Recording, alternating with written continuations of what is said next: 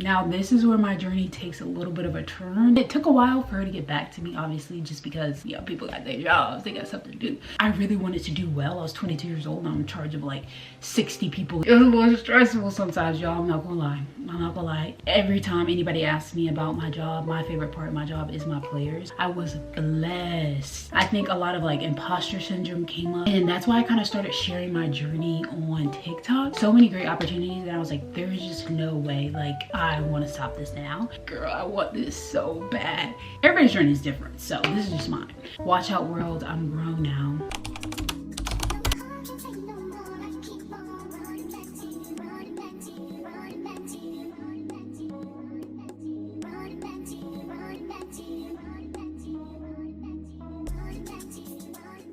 Hey y'all, my name's Jovi. Welcome back to my channel, and welcome to our very first episode of So You Want to Be a DOBO. I've been wanting to start this series for a while now. If you follow any of my other platforms on Instagram or TikTok, you can see a lot more daily content, day in the lives, what it's like to be a DOBO, and all of the behind the scenes of that. But I wanted to sit down and do a more in-depth series of how I broke into the industry, what it looks like, what does a DOBO actually do, and some other commonly asked questions that I get on my other platforms as well. So I'm super excited. This first episode is just going to be focused on my journey into sports, what that kind of looks like, and then my first 2 years being a Division I director of basketball operations. So whether you're just curious about the sports world, you're trying to break into the industry, or you're currently in the industry now, sit back and enjoy the first episode of So You Want to Be a DOBO. I'm gonna first start with how I got into sport. I didn't know growing up that I wanted to work in sports. I know that is a lot of people's dreams when they were little, but I just started doing a little bit of everything. As soon as I got to middle school and high school, I did everything from marching band to cheerleading to track and field, soccer, softball,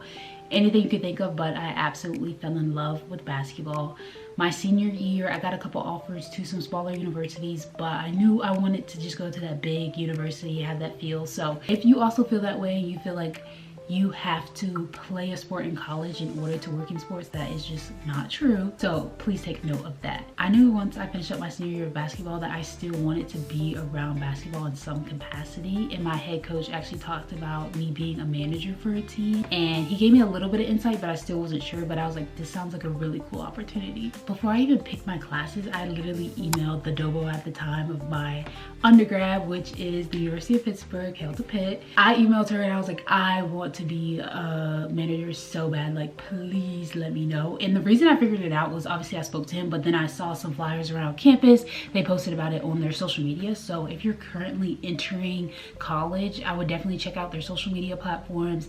Go to any of their rec centers. Sometimes they have flyers, they tell you about the requirements and different things like that. But anyways, I was like, hey girl, like I really want to be a manager. And it took a while for her to get back to me, obviously, just because, you know, people got their jobs, they got something to do. But I was so excited the first day, and I got in, had a lot of fun. I actually vlogged, I think, a couple of trips, so you can go back really deep into my YouTube and kind of see what that looks like. But it was a phenomenal experience, and maybe I'll do a video just on my manager experience and what that kind of looked like. I don't want to talk too much in this video because this is just like my journey and we got a little ways to go. But I started out my freshman year working, got really involved my sophomore year. Obviously COVID hit, so stuff looked a little bit differently, but I was very fortunate that they kept me on as a manager. And then I was promoted to head manager, the OG crew. If you know, you know. Love y'all, miss y'all bad. And it was just a phenomenal opportunity. I got to go to games, practices, travel to the Virgin Islands, just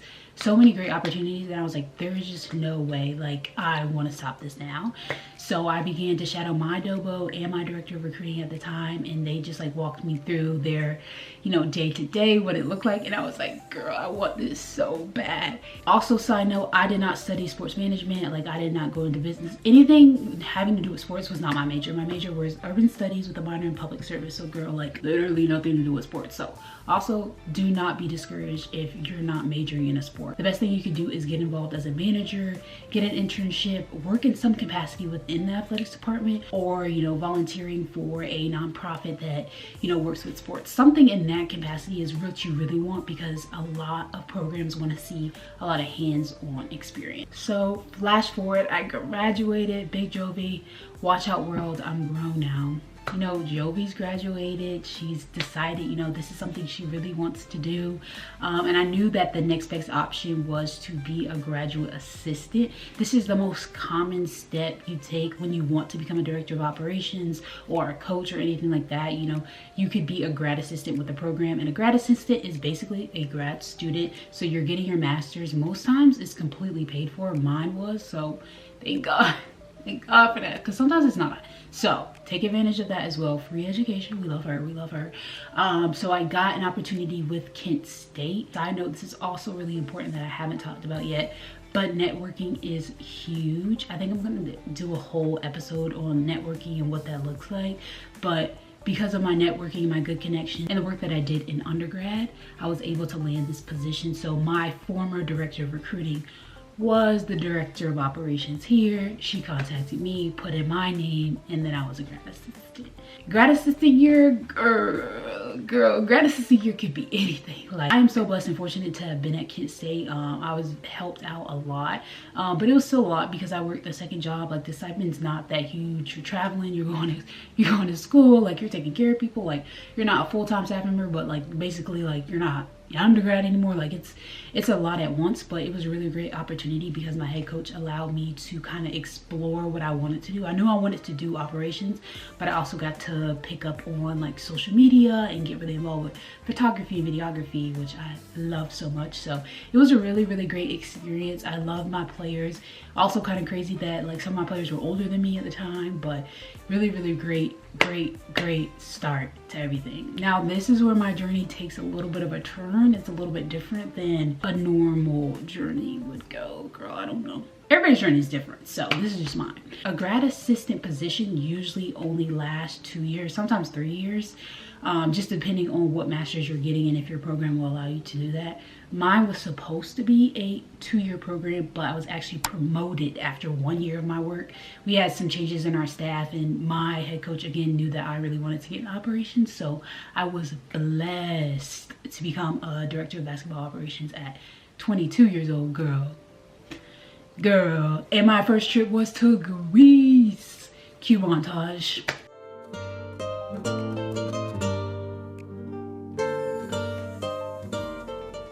It was literally to Greece, girl. They said, yeah, first trip Greece, baby. I said, oh, okay. But that first year was a whirlwind. Like, I literally do not think I slept more than like 8 hours a week. Like, it was crazy. And that was not just because of like my work environment. That was just because I really wanted to do well. I was 22 years old and I'm in charge of like 60 people in Greece, and like I'm technically working with people who are double my age, and I'm learning how to do that, and working with people who are my age and players who are my age. So it was just a very, very unique situation. But one word to summarize it would just be a whirlwind. We did everything from going to Greece to winning our MAC tournament to playing in March Madness. Like, everything you could do, like major milestones as a DOBO, I literally did my first year. And that's like not to brag, like, girl, it was a little stressful. It was a little stressful sometimes, y'all. I'm not gonna lie. And I think a lot of like imposter syndrome came up, and that's why I kind of started sharing my journey on TikTok specifically. And I was able to grow like a little community and like vlog my days. And they were like, hey, like, I want to get into sports, or like, hey, I work, you know, as a photographer for the NFL, or like I work in the NBA and I do social media. It's like, it was so cool to like watch my community kind of grow a little bit and like branch out and see like other people do really cool things in sports. So that wasn't even necessarily networking. It was just like really cool. Like, you get a DM like, hey, like, love your video, like, I work in sports. Like, oh yeah, I work in the MAC too. Like, it was just really, really cool. So that's why I started that. So that was a beautiful year, a very, very great year. Learned a lot. Very grateful for the opportunity, especially at 22 years old, for sure. Then flash forward the next year. Obviously, I'm still the DOBO. I still work at Kent State. Still hit some really great milestones. Lots of winning. Winning's like what we do. You know what I'm saying? I think I had got a better footing on like how I organize my day to day. I'm really locked in on TikTok, which is like kind of funny to say, but like I was really able to plan and grow that platform, which is really cool because I got to meet more and more people.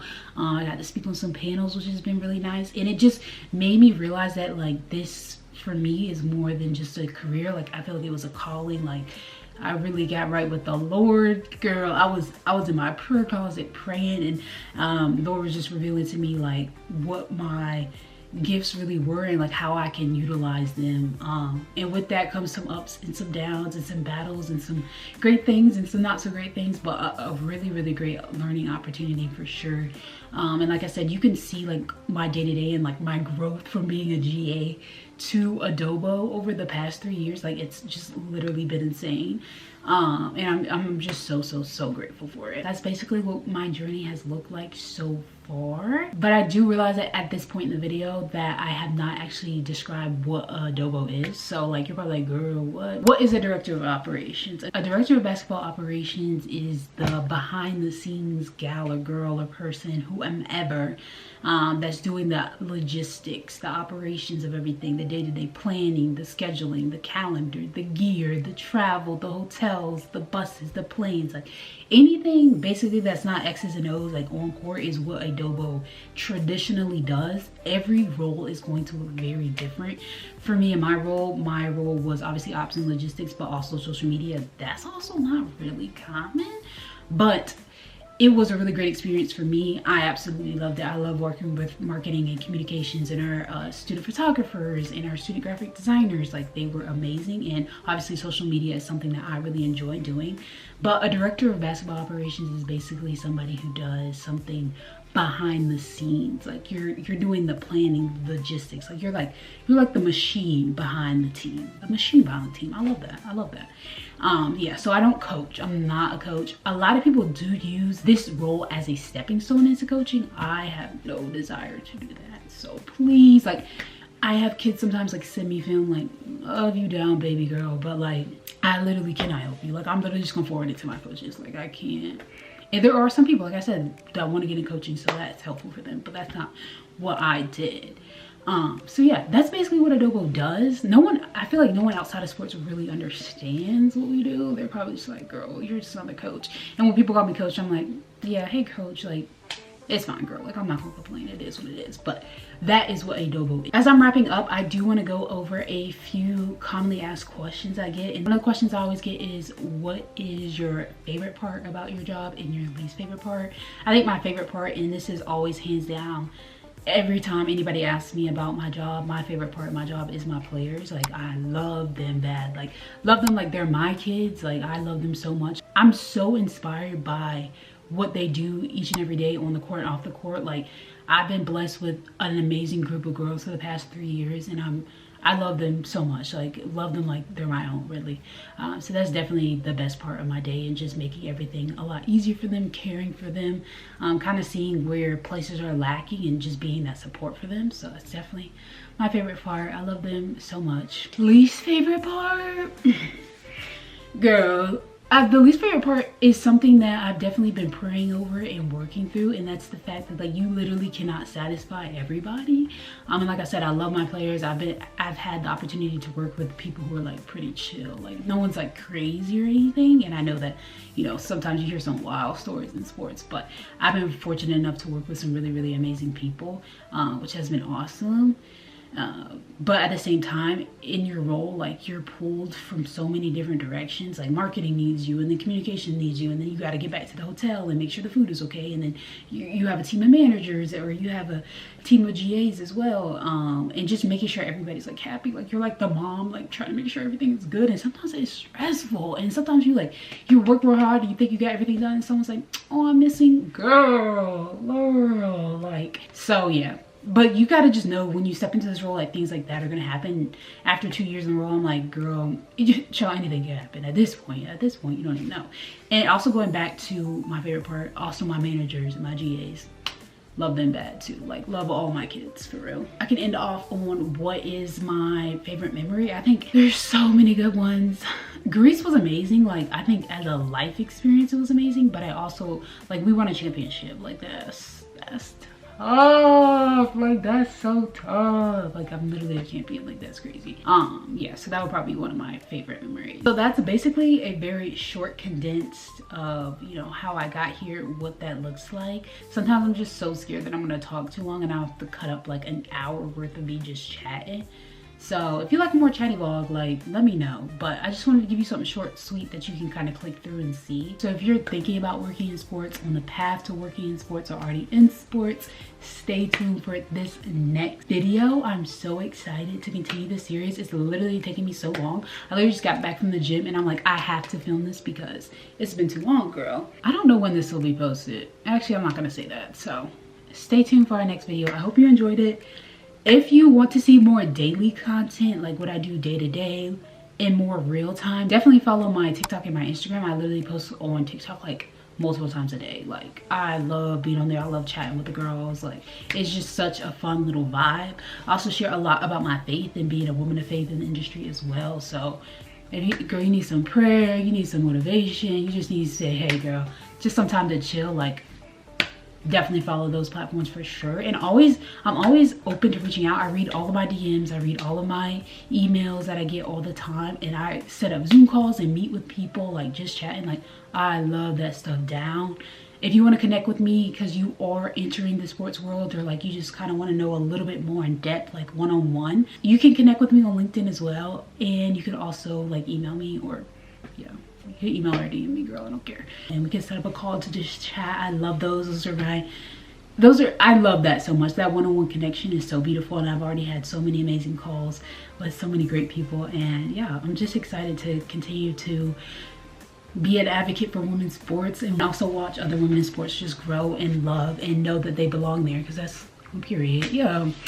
But yeah, I think I've chatted enough. I hope you enjoyed the video. If you did, don't forget to give it a thumbs up and subscribe, and stay tuned for our next episode of So You Want to Be a DOBO. Bye.